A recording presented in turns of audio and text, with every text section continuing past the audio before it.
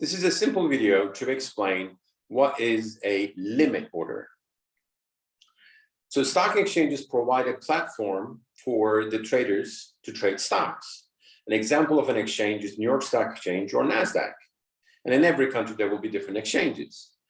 A trading book or an order book, that's where we actually record trading activity.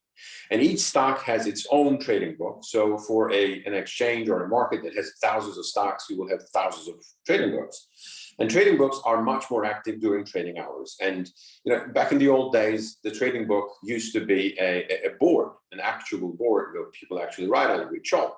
But now it's an electronic trading book or an order book. So, and I think a lot of the brokerage companies refer to this as type 2 data. We place our trade orders with our broker companies, and our broker companies place our orders on the corresponding trading books.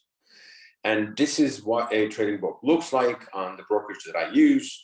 And notice that, this is just an example, and this is a weekend. So we actually had whatever is left over from Friday. And during the day, active trading day, you would actually have significantly more prices on each side.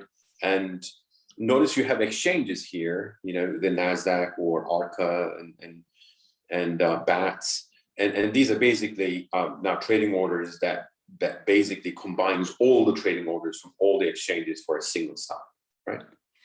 Now, what is a limit order? Well, limit order is trying to buy or sell at a specific price. So we basically put our order on the trading book. Let me say, example, we want to buy 12 shares at $88, or we want to sell 9 shares at 90. So I'm going to go back a little bit. Notice these, you actually have the size, and then you have the price. So these are actually limit orders. So if nobody wants to buy at your price, your sell limit order may not happen. And if nobody wants to sell at your price, your buy limit order may not happen. There is no rule that says you have to have a higher or a lower price. So you could actually have, you could write any price you want. So if you want to be, make sure your order is filled, you may want to actually change the price based on what you think can be bought or sold in the market.